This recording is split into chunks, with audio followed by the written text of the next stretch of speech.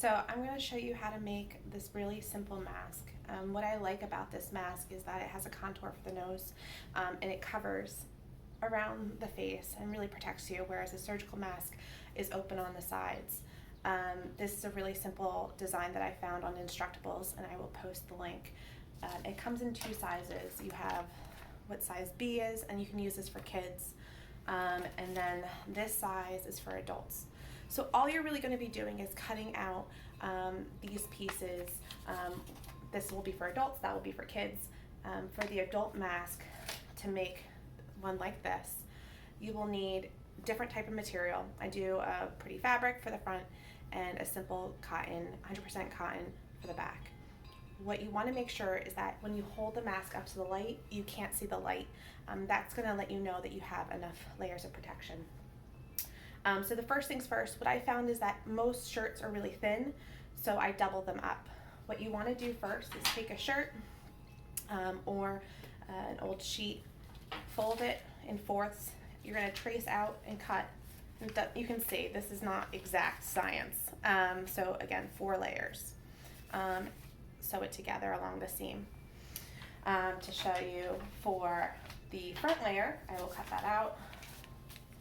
And again, this is not an exact science. It does not have to be perfect, because as you sew, you can even it out. You'll see what I'm doing is I have the side that has the actual pattern. This is reversed, so that the patterned pretty side is on the inside. So I'll move this away. I'll take this away.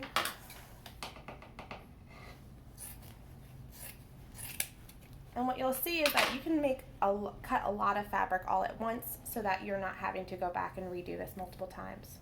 So now as I take all this stack away, the pretty side is inside together. I put it together, and now I'm just going to put it through the machine. And again, this does not have to be exact.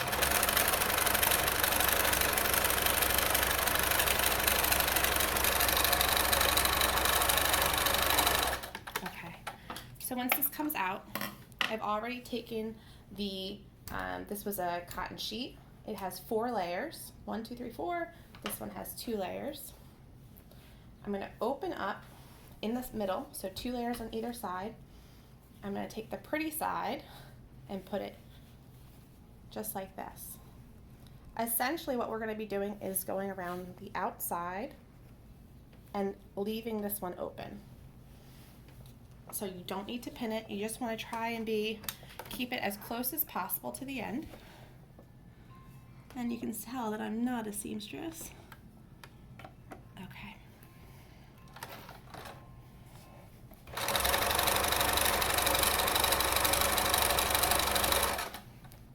Turn it.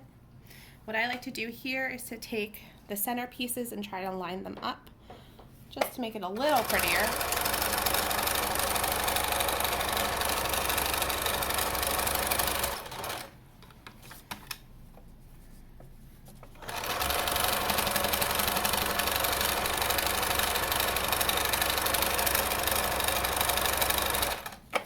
Rotate the last time. Now when I get to the end, I just reverse it. Just one time.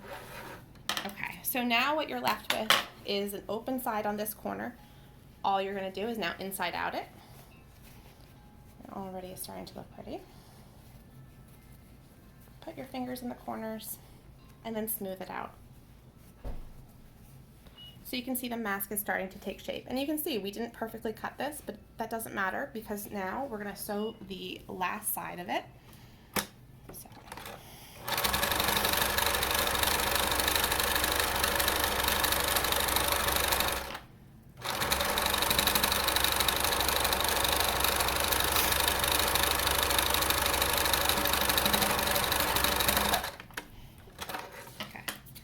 And now all we're going to do is make this edge nice and even.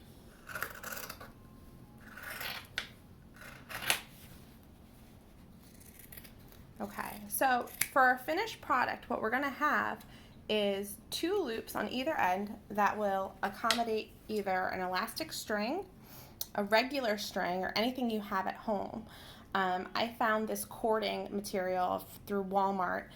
It's elastic beading cord. It's 0.8 millimeters, and it's pretty durable, and it has a little bit of a give to it. But really, use whatever you have.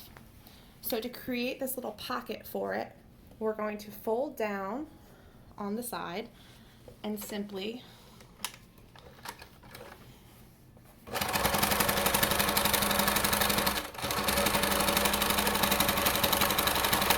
and again, I reverse it right there. It doesn't have to be exact. I just learned how to sew 3 weeks ago, and I can tell you each and every one of these masks get progressively better, and the ones I've made in the beginning were pretty rough, but they got the job done. When you're picking out your fabric, you want to think about a couple things. Number one, the soft side should be up against your nose. I wear a mask all day for work, and you definitely want to have that layer of comfort.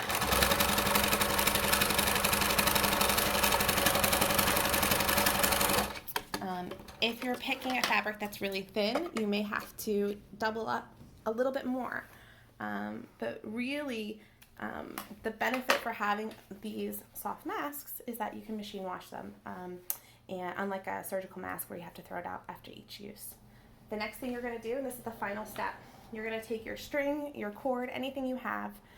What I do is I measure it pretty roughly. I take my hand all the way out and measure it right up to my sternum. I have a very sophisticated device somewhere in this mess. That's a paper clip that is just opened up. And here it is. So I opened up a paper clip, very fancy. And now all I'm gonna do is slide it in this channel, hook it on, and then wiggle it through on one side, hook it on over here, and wiggle it through. And now you can tie the knot, and this is where it's really great. It's super adjustable. If you're like, no, this is too loose, you can adjust it. If it's too tight, you can adjust it again. And again, you can use regular string. What I would say is when you're tying the knot with regular string, tie it when it's on your face. So to put this mask on, the pointy part is going to face up. You're going to put it over your head, like you're putting a necklace on. Then you're going to pull up, and the top loop should go over top of your ear. Like that. If you have any questions, feel free to contact me. Otherwise, that's how you make a mask. For the children's mask, it's the same thing, except instead of using the large pattern, you use the small. And for the length of the string, I do from my fingertips to my shoulder. Again, you can modify that based on the size of your child's head. Hope that helps. Thanks.